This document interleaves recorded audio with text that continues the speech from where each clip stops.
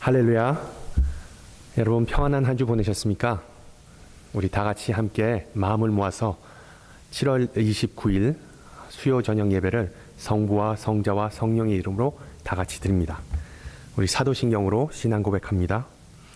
전능하사 천지를 만드신 하나님 아버지를 내가 믿사오며 그 외아들 우리 주 예수 그리스도를 믿사오니 이는 성령으로 잉태하사 동정녀 마리아에게 나시고 본디오 빌라도에게 고난을 받으사 십자가에 못 박혀 죽으시고 장사한 지 사흘 만에 죽은 자 가운데서 다시 살아나시며 하늘에 오르사 전능하신 하나님 우편에 앉아 계시다가 저리로서 산 자와 죽은 자를 심판하러 오시리라.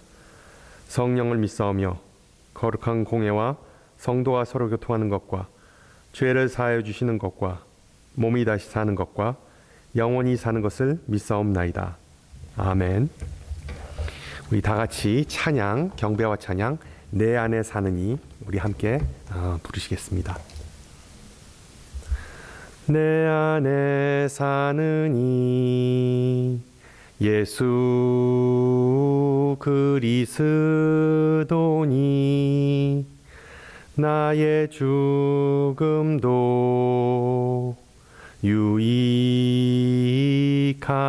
유익함이라. 내 안에 사느니 예수 그리스도니 나의 죽음도 유익함이라. 나의 왕 내 노래 내 생명 또 내 기쁨 나의 힘 나의 검 내 평화 나의 주 내 안에 사느니 예수 그리스도니 나의 죽음도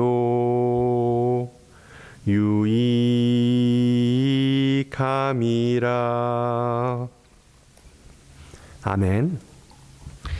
하나님께서 오늘 이 저녁 우리에게 주신 말씀 신약성경 갈라디아서 2장 15절에서 21절 말씀입니다. 말씀을 받들어 봉독합니다. 우리는 본래 유대인이요 이방 죄인이 아니로되 사람이 의롭게 되는 것은 율법의 행위로 말미암음이 아니요 오직 예수 그리스도를 믿음으로 말미암는 줄 알므로 우리도 그리스도 예수를 믿나니 이는 우리가 율법의 행위로서가 아니고 그리스도를 믿음으로써 의롭다 함을 얻으려 함이라. 율법의 행위로서는 의롭다 함을 얻을 육체가 없느니라. 만일 우리가 그리스도 안에서 의롭게 되려 하다가 죄인으로 드러나면 그리스도께서 죄를 짓게 하는 자냐? 결코 그럴 수 없느니라. 만일 내가 헐었던 것을 다시 세우면 내가 나를 범법한 자로 만드는 것이라. 내가 율법으로 말미암아 율법에 대하여 죽었나니 이는 하나님에 대하여 살려 함이라. 내가 그리스도와 함께 십자가에 못 박혔나니 그런즉 이제는 내가 사는 것이 아니요 오직 내 안에 그리스도께서 사시는 것이라. 이제 내가 육체 가운데 사는 것은 나를 사랑하사 나를 위하여 자기 자신을 버리신 하나님의 아들을 믿는 믿음 안에서 사는 것이라. 내가 하나님의 은혜를 패하지 아니하노니 만일 의롭게 되는 것이 율법으로 말미암으면 그리스도께서 헛되이 죽으셨느니라. 아멘. 제가 이번 주부터 영어관 사역과 더불어 주일학교 사역도 담당하게 됐습니다. 특히 지금과 같이 어려운 시기에 아이들을 교육하는 것에 큰 책임감을 느끼면서도 또 다른 한편으로는 이 어린이 사역을 손 놓은 지가 꽤 되어서 과연 제대로 할 수 있을까라는 걱정도 들었습니다. 이 어린이 설교에 쓸만한 자료를 찾아보다가 우리 큰 아이 유치원 다닐 때 읽어주었던 돼지책이라는 동화책을 찾았는데 그 내용을 짤막하게 함께 나누고자 합니다. 피것 가족은 그 큰 저택에 살고 있었는데 가족은 엄마 없이는 집안이 전혀 돌아가지 않는 그런 상황이었습니다. 이 모든 가사는 엄마가 다 도맡아 했고 엄마를 도와주는 가족 식구들은 한 명도 없었습니다. 그래서 매 아침마다 남편과 이 두 아들들은 출근하고 등교하기 전에 엄마를 달달 볶았습니다. 여보, 내 넥타이 어딨어? 엄마, 내 책가방 챙겨주세요. 그리고 아침을 먹자마자 횡하니 차를 타버리고 나가버렸습니다. 이 엄마는 뒤에 남아서 남편과 자식들이 벌여놓은 이 난장판을 일일이 다 수습하고 그리고 버스를 타고 일하러 갔답니다. 그런데 어느 날 엄마는 이 집에 들어오지 않았고 나머지 식구들은 일평생 처음으로 손수 밥을 차려야 했습니다. 당연히 맛은 최악이었죠. 엄마는 가출한 지 며칠 동안 집에 돌아오지 않았고 집은 거의 돼지우리로 변해버렸습니다. 그제서야 이 남자들은 자신들이 얼마나 그 엄마에게 못되게 굴었는지를 깨닫고 회개합니다. 그리고 결국 엄마가 며칠 지나서 집으로 다시 돌아왔을 때 이들은 무릎 꿇고 엄마를 이제부터 성심성의껏 도울 것을 약속합니다.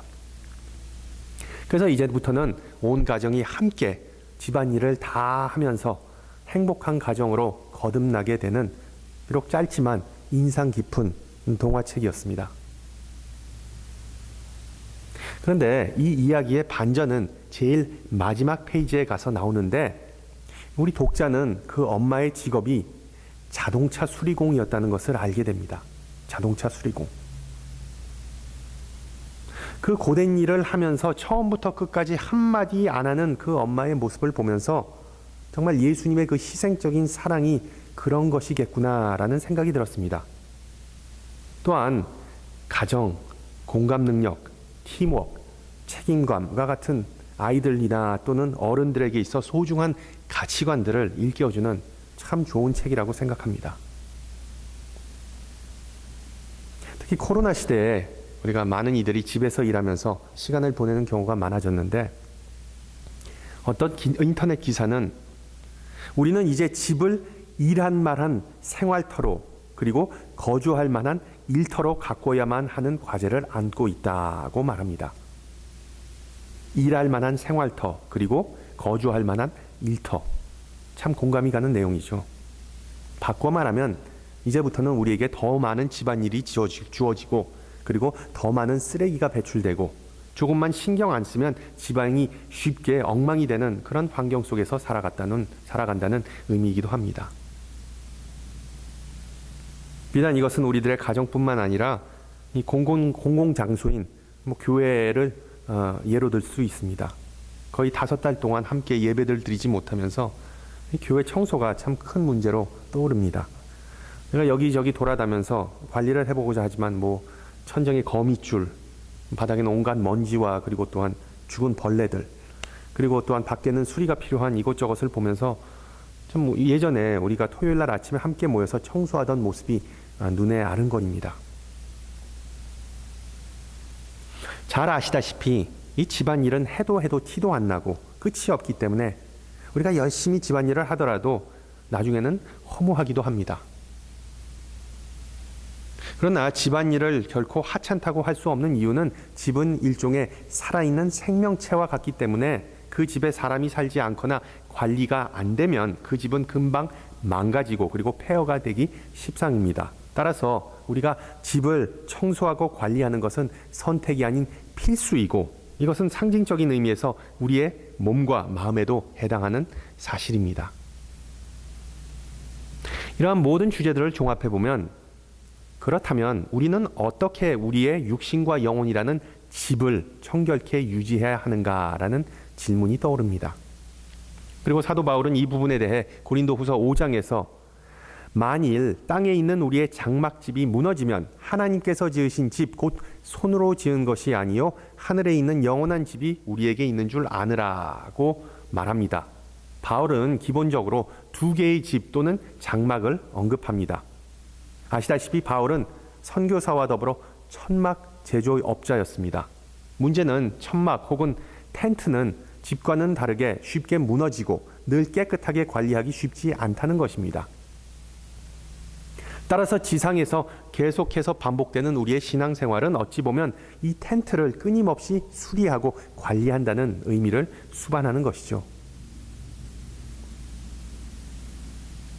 따라서 바울은 우리 인간의 첫 번째 장막이 무너진다면 또 다른 장막, 우리 내면에 숨어진 장막이 드러낸다고 말하면서 성도들이 정말 신경 써야 할 집안일은 다름 아닌 이 두 번째 장막에 해당한다고 말합니다. 물론 첫 번째 장막, 즉 우리의 몸을 잘 관리하는 것도 중요하겠죠. 고린도전서 3장 16절을 다음과 같이 말합니다. 너희는 너희가 하나님의 성전인 것과 하나님의 성령이 너희 안에 계시는 것을 알지 못하느냐? 누구든지 하나님의 성전을 더럽히면 하나님이 그 사람을 멸하시리라. 하나님의 성전은 거룩하니 너희로 그러하리라. 우리의 육신은 외부적인 장막이자 성전이고 그 안에 거룩한 영이 거한다는 점을 우리는 분명히 알아야 합니다. 따라서 우리의 몸은 우리의 것만이 아니라 하나님의 것이기 때문에 건강하게 잘 관리하고 신경 쓰는 것 또한 신앙생활의 일부인 것을 우리 기억하시기 바랍니다. 특히 연세 있으신 분들이 종종 이렇게 말씀하십니다. 나는 이 몸뚱아리에 미련 안 남았어. 이제 곧 예수님 만나러 가야지. 아니죠. 우리의 몸은 하나님의 선물이기 때문에 더 나이가 들수록 정성을 쏟는 것이 하나님을 향한 의무와 도리입니다. 특히 바울은 육신과 건강은 육신의 건강은 삶의 방식과 연관되어 있기에 성령의 열매를 거슬리는 육신의 열매 혹은 행위, 즉 술의 취함, 우상 숭배, 성적 타락, 분노와 같은 해로운 것들을 최대한 삼가할 것을 권고하고 있습니다. 그러나 오늘 저녁에는 우리의 생각, 우리의 계획, 우리의 기도, 그리고 우리의 언행이 구체화되는 우리 내면에 있는 이 두 번째 장막, 즉 우리의 정신과 영혼에 초점을 맞추고자 합니다. 바로 우리의 정신과 영혼이 결국 나중에는 하늘나라에 가서 그곳에서 거하게 될 두 번째 장막, 영원한 장막이기 때문이죠. 오늘 본문에서 바울은 갈라디아에 있는 그리스도인들에게 편지를 쓰면서 가장 먼저 복된 소식을, 복음을 전해주고 있습니다. 즉 너희가 알지도 못하는 사이에 너희의 심령은 벌써 대청소를 이미 마쳤구나. 어느 젊은 부부가 이사를 갔는데 그 새댁이 그 이웃집 아줌마가 빨랫줄에다가 빨래 거는 것을 목격한 후에 남편에게 말합니다. 저 집 빨래가 너무 지저분한데 세제를 바꾸거나 세탁기를 다시 돌리시지.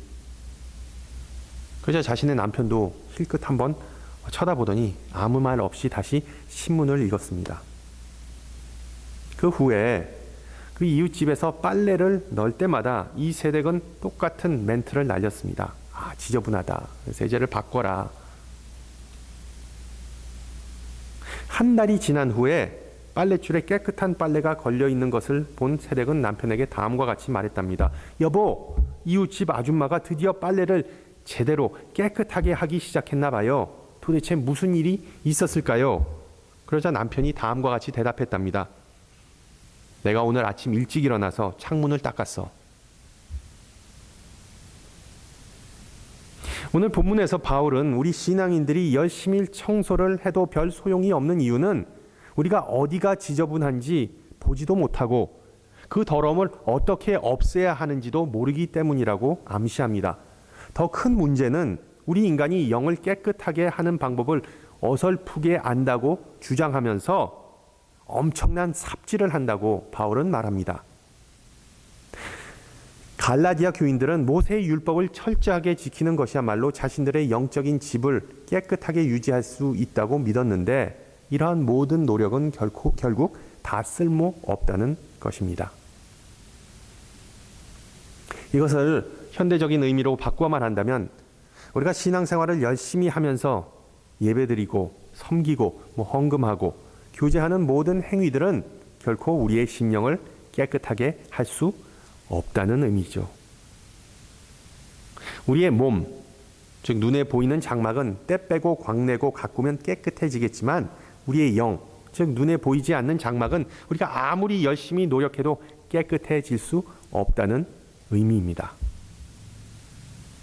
아무리 좋은 세제나 청소기, 세탁기를 사용하더라도 이 죄라는 얼룩을 지워버릴 수 없고 유일한 해결책은 바로 하나님께서 자신의 아들 예수 그리스도를 통하여서 직접 개입하시고 직접 청소를 하시는 것입니다. 서두에 동화를 통해 말씀드렸듯이 집안일 하고자 하는 사람은 아무도 없지만 집안이 정리정돈된 상태를 모두가 원하고 있습니다. 하늘에 계신 우리 아버지는 거룩하고 흠이 없고 공평하고 청결하시기 때문에 하나님 빼고는 그 누구도 인간의 영적 장막을 청결케 할 수 있는 이는 없다는 것을 기억하시기 바랍니다. 그래서 바울은 20절에서 너무나 유명한 선언을 하죠.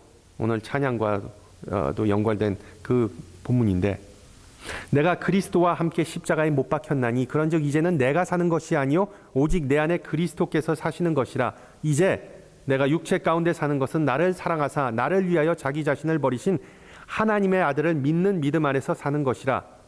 내가 하나님의 은혜를 패하지 아니하노니 만일 의롭게 되는 것이 율법으로 말미암으면 그리스도께서 헛되이 죽으셨느니라. 아멘. 의롭게 됨 또는 이신칭의는 우리 기독교 구원론의 핵심이자 결코 쉽지 않은 개념이죠. 그러나 종교개혁자 마틴 루터가 언급하였듯이 하나님은 마치 내가 죄인이 아닌 것처럼 나를 대해주신다라는 의미입니다. 우리가 예수님을 의지하는 신앙을 가지고 살아갈 때 하나님은 우리를 마치 무결, 청결, 순결이라는 그 렌즈를 통하여 바라보신다는 뜻입니다. 골고다 언덕 위에 십자가에서 하나님께서 대청소를 하셨는데 그 보혈이라는 가장 강력한 세제를 통하여 인류의 공통적인 더러움인 이 죄가 다 씻겨져 나갔고 해도 끝나지 않던, 끝이 보이지 않던 집안일은 이제 끝. 그것이 바로 오늘 성경이 말하는 핵심입니다. 이제 내가 육체 가운데 사는 것은 나를 사랑하사 나를 위하여 자기 자신을 버리신 하나님의 아들을 믿는 믿음 안에서 사는 것이라는 20절의 바울의 고백처럼 이제 우리는 믿음으로 살기 때문에 우리 모두는 다 정결하다는데 의심의 여지가 없습니다. 하나님은 거룩하고 공의로운 분이시기 때문에 죄라는 영적인 얼룩, 이 오물을 가장 싫어하시지만 우리를 창조하시고 사랑하시기 때문에 대청소를 손수하신 것입니다. 이 자녀 있으신 분들은 아시겠지만 이 아빠 엄마가 되면 부모는 초능력을 발휘하게 됩니다. 그 중에 하나는 거의 한 손으로 전광석화같이 기저귀를 가는 스킬이죠. 처음에는 어설프고 힘들지만 나중에는 일도 아닙니다. 그런데 혹시 자기 자식 말고 자기 아기 말고 다른 사람의 아기에 기저귀를 갈아보신 적이 있으신지요? 남의 아기면 아무리 귀여워도 기저귀 가는 것이 꺼려집니다. 하나님과 우리의 관계에 있어서도 마찬가지죠. 우리가 죄 때문에 냄새나고 더러워도 우리는 하나님의 소유이기 때문에 우리가 그리스도의 믿음을 꼭 붙잡고 있기만 하면 하나님은 우리를 언제나 사랑스러운 눈으로 바라본다는 의미입니다. 문제는 우리의 신앙생활 가운데 항상 이 불일치하는 그런 성향입니다. 하나님께서 대청소를 깔끔하게 마치신 깨끗한 집, 즉 심령을 우리에게 선물하여 주셨지만 그 집이 항상 깨끗하게 있기 위해서는, 유지되기 위해서는 우리도 규칙적으로 관리를 안 하면 안 되겠죠. 기독교 혹은 교회가 욕을 먹는 이유 중에 하나가 신앙인들이 항상 깨끗해 보이거나 사랑스럽거나 너그럽거나 친절해 보이지 않는다는 것입니다. 오히려 비판적이고 불만이 많고 교만하고 이기적인 경우나 너무나 자주 드러나기 때문입니다. 사도 바울도 신앙인들의 이런 이중성을 잘 알기 때문에 골로새서에서 다음과 같이 말합니다. 이제는 너희가 이 모든 것을 벗어버리라. 곧 분함과 노여움과 악의와 비방과 너희 입에 부끄러운 말이라. 너희가 서로 거짓말을 하지 말라. 옛사람과 그 행위를 벗어버려라. 비슷한 맥락에서 에베소 교인들에게는 음행과 온갖 더러운 것과 탐욕은 너희 중에서 그 이름조차도 부르지 말라. 이는 성도에게 마땅한 바니라. 누추함과 어리석은 말이나 희롱의 말이 마땅치 아니하니 오히려 감사하는 말을 하라. 너희도 정녕 이것을 알거니와 음행하는 자나 더러운 자나 탐하는 자 곧 우상 숭배자는 다 그리스도 하나님의 나라에서 기업을 얻지 못하린다. 그리고 오늘 본문인 갈라디아서에서 바울은 우리 신앙인들은 항상 그 집을 어지럽히는 본능이 있음을 암시하면서 자신은 결코 하나님의 은혜를 그런 방식으로 패하지 않을 것을 다짐하고 있습니다. 종합해 보면 하나님은 우리의 집 장막을 다 싹 다 정리해 놓으셨다는 것이 복음, 좋은 소식이고, 나쁜 소식은 그럼에도 불구하고 우리 인간은 그 집을 신나게 엉망진창으로 만들어 놓는다는 것입니다. 그래서 우리가 항상 자가 진단해야 할 부분이 바로 이것입니다. 나는 과연 주님의 이름과 보혈에 합당한 삶을 지금 살고 있는 것인가? 하나님께서 우리에게 깨끗한 집을 물려주셨기에 우리는 다 새로운 피조물이라고 성경은 말하는데, 우리는 계속해서 우리의 신분을 망각하고 살아갑니다. 우리의 정체는 다름 아닌 하나님의 일꾼, 하나님의 청지기, 하나님의 나라를 대표하는 앰베서더, 대사입니다.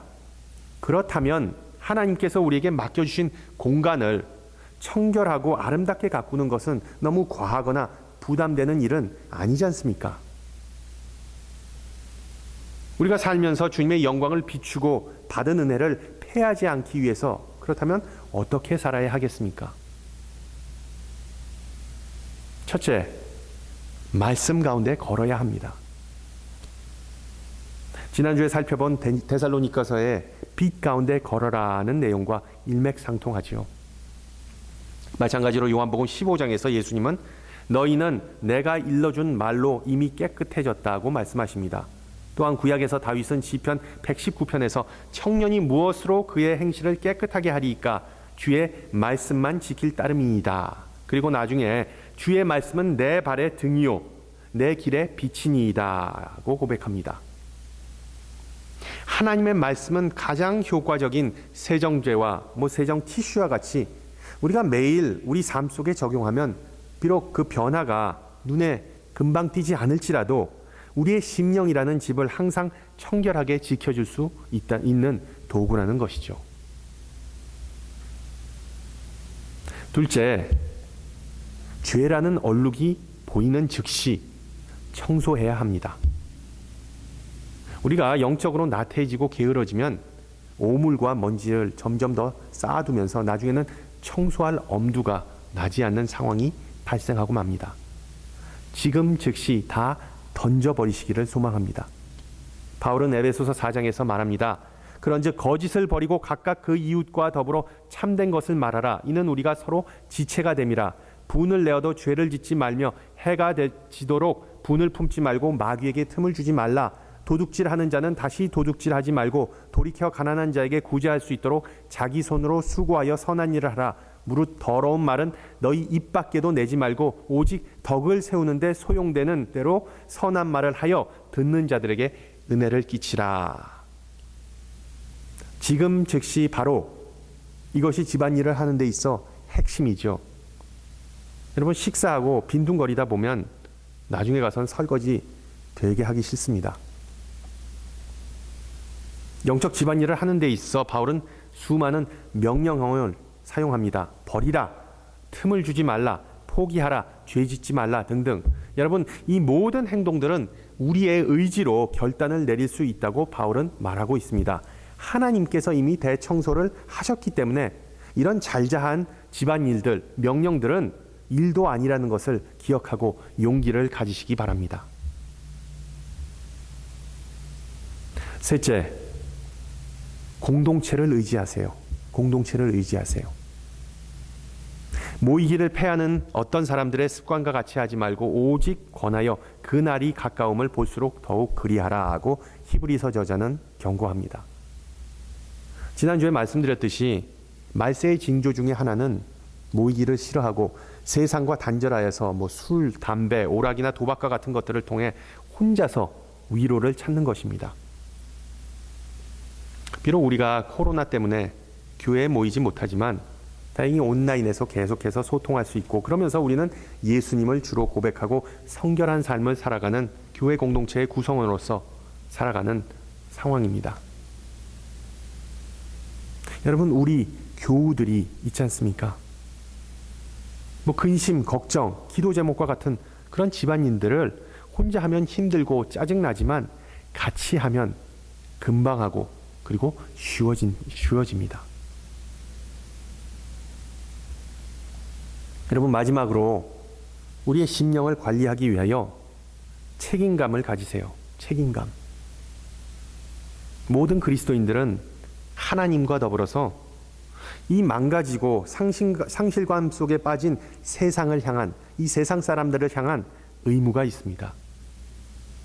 뉴스를 보면 이 마스크 안 쓰고 오히려 화내고 폭력을 행사하는 사람들을 간혹 볼 수 있는데, 이들 대부분은 자신의 책임은 외면하고 자신의 자유와 그리고 또한 권리만을 주장합니다.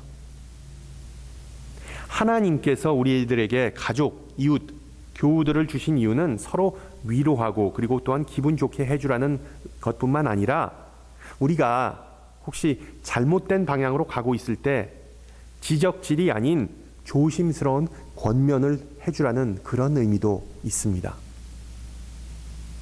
특히 요즘과 같이 움츠려드는 경향이 강한 때에 다른 사람들의 경험담, 그리고 멘토링, 그리고 또한 나눔에 귀를 기울이시기 바랍니다. 그러한 면에서 히브리서 저자는 다음과 같이 말합니다. 또 약속하신 이는 미쁘시니 우리가 믿는 도리의 소망을 움직이지 말며 굳게 잡고 서로 돌아보아 사랑과 선행을 격려하자. 여러분, 기억하세요. 하나님은 우리를 있는 그대로 사랑하는 분이십니다. 그렇지만 우리를 그냥 그대로 내버려 두거나 내팽겨쳐 버리시지 않습니다. 기독교 베스트셀러 작가인 맥스 루케이도는 예수님과 같이 Just Like Jesus라는 그런 저서에서 다음과 같은 일화를 소개해주고 있습니다. 어느 날 자신이 그 어린 딸을 데리고 공원에 놀러 갔는데, 그 딸은 그 모래사장에서 신나게 놀았답니다. 한순간 그 아이스크림 트럭이 가까이 온 것을 보고 잠깐 그 아이스크림을 사러 갔답니다. 돌아와서 그 아이스크림을 딸에게 건네주려고 보니까 그 자신의 딸의 입에는 온갖 모래가 가득 들어 있었답니다.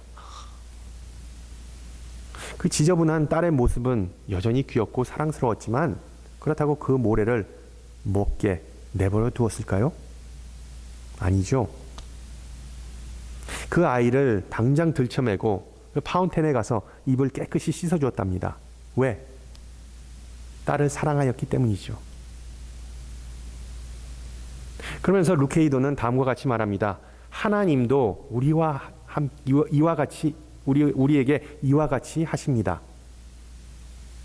수돗물가에서 우리를 안으시고 해봐 아빠 손에 더 맛있는 게 있지 라고 말씀하시면서 우리를 재촉하십니다. 그러면서 하나님은 인간의 부도덕, 비양심, 편견, 분노와 이기심을 싹 다 씻어주십니다. 비록 우리는 그 씻어주는 과정이 싫어서 모래를 그냥 삼켜버리기도 하죠. 그러면서 모래를 먹는 것은 내 마음이야 라고 반항하기도 합니다. 분명히 그것은 우리의 마음이겠죠. 그러나 그것은 결국 우리의 손해입니다. 사랑하는 성도 여러분, 하나님께서 우리를 위하여 항상 최고의 선한 것을 원하심을 믿으십니까? 하나님은 우리를 사랑하시기에 우리를 절대로 포기하거나 소홀히 하시지 않습니다. 하나님의 영을 우리 안에 모시고 살기 때문에 우리의 몸과 마음 그리고 영혼이 하나님에게 항상 아름답고 기쁨이 되는 거처가 되기를 주님의 이름으로 축원합니다. 함께 기도합니다.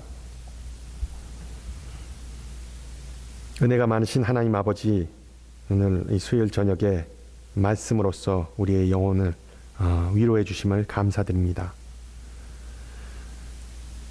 2000년 전에 골고다 언덕에서 십자가에서 예수님을 주사 그 보혈로서 우리를 정결케 하여 주심을 이 시간 다시 한번 나누면서 그 은혜를 다시 한번 깨달았습니다.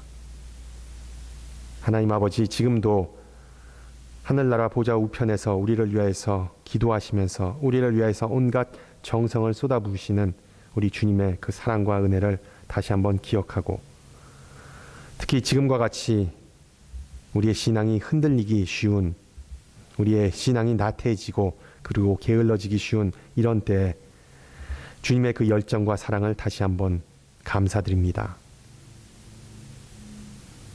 우리도 항상 우리의 몸과 마음과 영혼과 이 모든 것들, 이 모든 장막을 잘 가꿀 수 있는 그런 열심을 품게 하여 주시옵고, 그리고 또한 그 열심을 통하여서 우리가 아름다운 성령의 열매를 맺기를 간절히 기도합니다.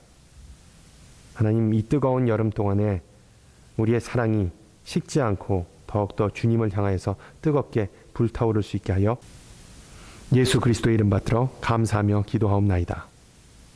아멘.